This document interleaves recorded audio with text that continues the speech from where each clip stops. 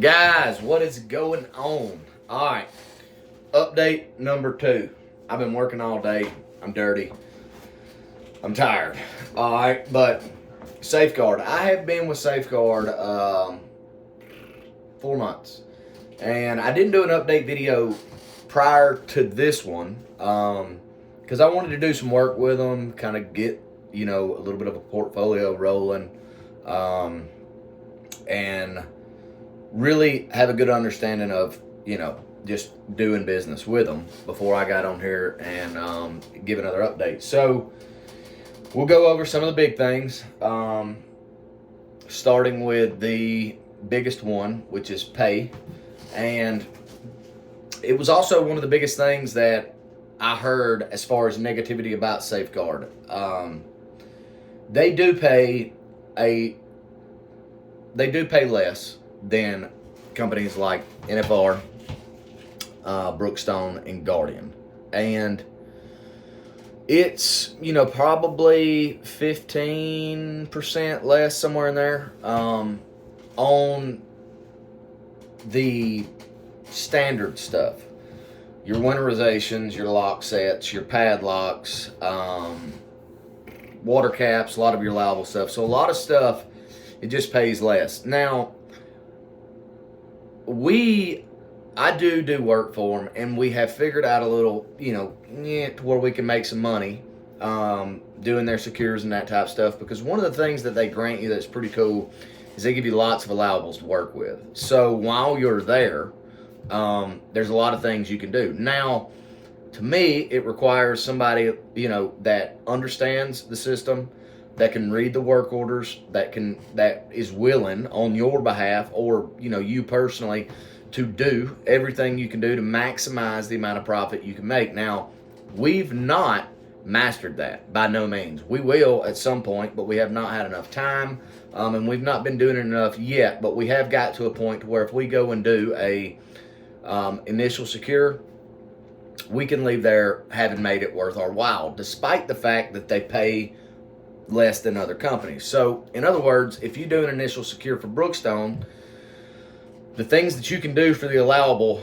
are small. So you're basically going there to do a lock set, lock box, couple padlocks, winterization pressure test, and bid a lot of stuff. You have no allowables for water caps, driver vent caps, that type of stuff. You got to bid it. So your trip, although you're getting paid more per lock set, this stuff you end up making a little bit less. So you do more work each trip for Safeguard. You can still make a little bit of money, but you're getting paid a little bit less per line item. So is it aggravating? Yes, it's aggravating. Is it a game changer? No, it's not a game changer.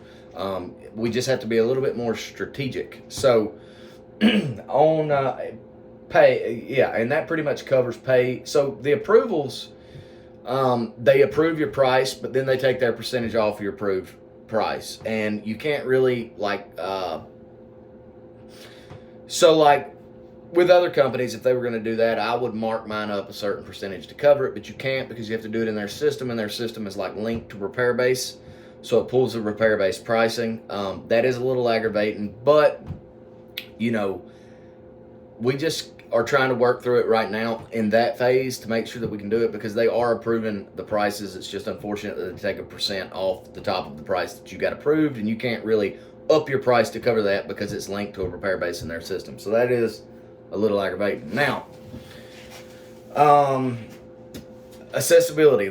So I always mention this because it's very, very important to me, is if I'm there and I've got questions, I can get in touch with somebody. And they got, a number that you can call and pretty much get in touch with anybody always. But you have a VAM who pretty much is very, very responsive. And we actually have a pretty good VAM right now. So we are excited about that. It's the second VAM we've had since we've been doing this. When we first got started, we had a new, the girl that was doing it was new to that position. She moved to another state. We got a different VAM. Real easy guy to deal with. Alex deals with him. Good guy. So we are happy with the VAM. And as far as accessibility, we always have somebody to get in touch with. We've not had any issues. Pay times. They pay pretty quick. And one of the big things in this industry is our biggest, the customer that we do the most sales with is Net 30. And but they say they're net 30, but a lot of times it's actually net 60, because with that specific person, if you complete a job on March the 1st, then you're not going to get paid for it at the end of the March remittance. So you're going to get paid for it at the end of April, that remittance. So with that being said, the way that our system, or the way that my business is kind of set up, a lot of what we do for Brookestone, NFR, some of these other companies, even though they're a little bit smaller as far as what we do in overall sales, they pay a lot quicker. So it generates a little bit of cash flow, which is real important when you're running, a business. You got a lot of overhead, that type of stuff. Is to just maintain cash flow. So when we're talking about pay times with Safeguard, they pay really quickly, which in my mind is generating cash flow. So if I'm paying a guy, whatever, if the whole trip, gas, fuel, everything, time, depreciation of the vehicle, insurance, if everything's costing me $300 to send one person to do a secure, and that guy can make $400, I'm only making $100 on a $300 investment, but I'm getting that $100 investment back in a week, and that's a good investment. So that's kind of the way I look at it. It's more like a cash flow thing. They pay really quick, and that I do like. So they do pay quick. That is a huge plus. Expectations. I can't speak a whole lot on their expectations, but I will say this: if you are doing work for NFR, then NFR has a very high expectation, and if that is your standard, then you can do work for Safeguard. We don't really have an issue on the expectation. One of the things when we first got going, that I thought was going to be a real pain in the butt, but it ended up being kind of an insignificant deal, was the app. Like, I thought that we were going to be bound to the app, and the app was slow. It was cumbersome. It asked you a lot of questions, and you had to do a lot of steps to just get to a point, to take a picture of. But it was things that you already do. If you've been in this industry for a long time, it's just pictures you always take. So the app was kind of slowing us down. So we use Proven. We use Proven for every other customer. So we set it up to where we can use Proven for Safeguard, and that has been a lifesaver. So we don't, I'm sorry, I'm gonna turn this heater off. So we don't use their app, and that kind of sped things up for us. But just as far as expectation, I would say they're kind of moderate. They're not super duper crazy. They're not like NFR, but they do have, some expectation. We've not been back charged for anything yet. We have had a couple of rejections. And we've not been paid for two things that we did, but both were my fault. So when you're doing these secures or whatever, and you have these allowables to work with, make sure you read them very carefully, and don't just assume that they're all pretty close to the same, because that was kind of what I did. I did one right after the other, and I was like, I don't want to read through all of these allowables, because I just read through all of these allowables. I'm just going to take a shot in the dark and hope they're pretty close, and they weren't. So I did a few things that I did not have an allowable to do, and I ended up not getting paid for them. That's all a part of the game. It's a part of the learning curve. It's no big deal. But as far as everything else, they've paid. We've not had any chargebacks, and we've not had any issues, really. Nothing significant. So I've been happy with that. Due dates. The due dates thing sucks. I'm just going to be real with you. I don't know if it sucks. I can't tell if it just sucks or if it's just because when we onboarded with them, I wasn't expecting for them to just dump a bunch. Like, they got a big portfolio, which is a huge plus for them. They got a tremendous amount of work. So we received a lot more than I was anticipating receiving, and we just kind of immediately were behind. So we've got all these other customers we're trying to do work for. We jump in with Safeguard. They dumped it on us, which is great. We're trying to learn, everything, so it was kind of slow. So on the due date side, I think probably a lot of you could do better than what I've done. We've had a lot of late work, and I'm not proud of that. But like I said, we just kind of got a little overwhelmed at first, had a lot to do in conjunction with the stuff that we were already doing. Plus, it was kind of the end of the year, so it's tax time, just a lot of things going on. So we've not really been up to par on the due dates as far as my own personal standard. But we are going to address that. Now, they have this thing. So, like, if you get a work order and you don't do anything with that work order and it's past the due date, it goes into like a marketplace where other contractors can, grab it and say, hey, we'll go do that. And once it gets to that point, there's nothing you can do. So there is incentive to get the stuff done on time. We always try to do our work on time, but like I said, we've just kind of fell behind right out of the gate. So, but the due dates are kind of on par with everything else. One of the frustrating things, and this is just across the industry, these asset managers, they're not working on the weekends. Okay. I've got a wife, I have 5 kids, and I love to fish. Unless the world is falling down around me, I'm not going to work on the weekends. And I'm certainly not going to ask my guys to work on the weekends if I'm not willing to work on the weekends. So when we work on weekends is when they volunteer to work on weekends. So a lot of the times these orders will come in on Thursday. Thursday, I already have Friday scheduled. We're not working Saturday. We're not working Sunday. So by the time Monday comes, we're like out of time to do some of this stuff. And that's just across the board. Thursday is always the hot day in this industry. I don't know if it's that way with you guys, but for us, every customer dumps it on you Thursday, which is the worst day to be receiving work. So that covers due dates. Personnel, the people, are they personable? The people you're talking to up there, yeah, they're easy to deal with. Most of them are from Ohio, which I've covered this before, in an earlier video. People from the north generally speak a little bit different from people in the south. So, they're real straightforward. They get to the point. So if you don't know how to take that, just, it is what it is. That's the way they are. But they are good people. Everyone that I have spoke to at Safeguard has been, a very good person to talk to, very personal. Also very knowledgeable, which is important. So that part of their company, they've got figured out because people up there know what's going on, as far as my experience. Approval amounts. I kind of covered this earlier, and this is one of them things that we're really just, I told you we've been with them for 4 months, so our approvals are just now, coming back, but they are getting approved for what we're bidding them at, but we're limited to what we can bid because of their system. And they take their percentage off of the approval. Now, like I said, that's not, a game changer. It just you have to be a little bit more tactical when you're planning your stuff. So, but the thing is with Safeguard is right now we have a lot of mixed emotions as far as me being operations, my mom handling all of the bids and Alex handling all of the logistical stuff. So, and the big thing is the one concern, the one aggravating thing that we're running into is the system. We'll get 2-3 pages of bids put in and photos put in where they need to go, and then their system will time out and we'll lose all that. So we're having to rework and do the same thing 1, 2, sometimes even 3 times. And when the person who handles that department of stuff for your entire company is tied up submitting 1 or 2 work orders for 6 hours out of the day, it's aggravating.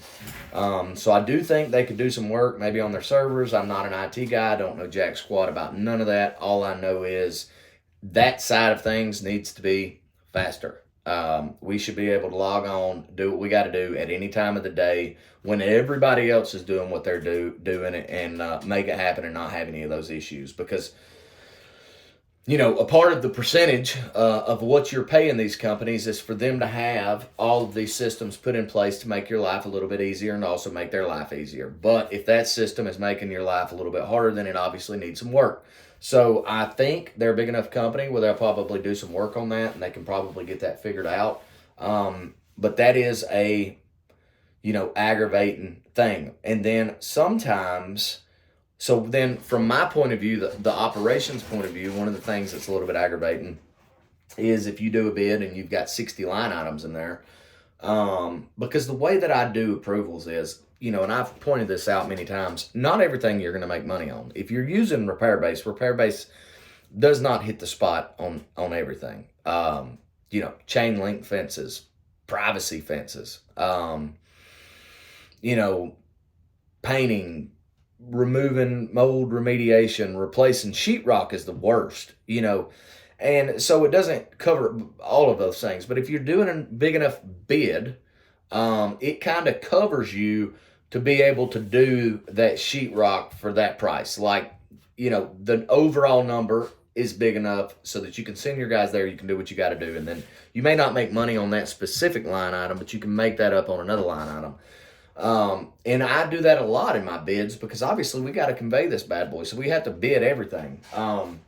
But one of the aggravating things is they'll grab one thing out of your bids and then ask you to go back down there and do it. And it's like, well, we can't. All of my vehicles are, I've got a Toyota Tundra, a Dodge Ram 1500, Dodge Ram 3500, and a Chevy 3500. I don't have anything that is economical. So just running down to do something for 40 or 50 bucks, especially something that requires you to pull out a bucket of mud, clean your tools, remove sheetrock, hang sheetrock, mud sheetrock, and all, everything that goes into doing, and I'm just using sheetrock as an example. Sometimes it's not worth the effort and the time that you put into it. And if the effort is, and if the answer is, well, you have to take the good with the bad is doing the approval. The good with the bad is not pulling that out and going down there and losing money because, sometimes you're going to lose money, but you should never leave your house knowing you're going to lose money unless you've done it something to put yourself in that situation. But that's only happened once, maybe twice. And then we told them, we explained the situation, and it was fine. But other than that, our experience with Safeguard has been good. Like I said, we're still learning. I know this is a long video, and I hate to ramble or whatever, but I'm just trying to make sure I cover everything. The experience has been good. We are making a profit, and that profit will get better and better and better and better as we learn more and we learn how to use everything the way they do it, and all of that good stuff. So, the experience has been good. I don't dislike Safeguard. We're still working with Safeguard. I think they're a good company. I think we have a lot of potential with them. They got a tremendous amount of work. You can see kind of what I have here now. Everything's in the red. Just disregard that. And a lot of this stuff is done. We're just trying to get it submitted. And because that, like I said, that process, we're really, really learning. And then when the system crashes and you're having to redo the same work order 2 or 3 times, it sucks. So hopefully they get that addressed. But overall, I don't see a lot of the negativity that I heard coming into this. And, look, it's not everybody is me. Not everybody's willing to put up with the stuff I'm willing to put up with or do the things or work the hours. Like, we're all different people. So everybody has their own opinions. But, I think if you're a go-getter, and you can be resourceful and you can figure out different ways to do different things, then it's going to be perfectly fine with you. I will touch on this. We are not a big reoccurring services company. I don't like them. I've never liked them. They don't pay enough. It's really, really hard. But we do them. We do them. My son does it. All the grass cuts. He cuts all the yards. Their grass prices, just to be frank, they suck. So the reason is, I don't know why they are what they are, but I know for us it's hard to do them because, if you're paying $30 to cut a yard that's half an acre, and then you got to drive, to the far bounds of your coverage area to do it, you obviously can't make any money. Now, I did take on some grass just so that I could give it a little bit of opinion on this, and it was some yards that were kind of positioned to where we were already there. And I just kept them and we done it, and it was no big deal because, like I said, we were already there. So the way that I do it is if my son is going out to cut 6 yards, I don't complain so much about the price of every single yard. I add them all up. I figure out exactly what it's going to cost me to make that trip for the day.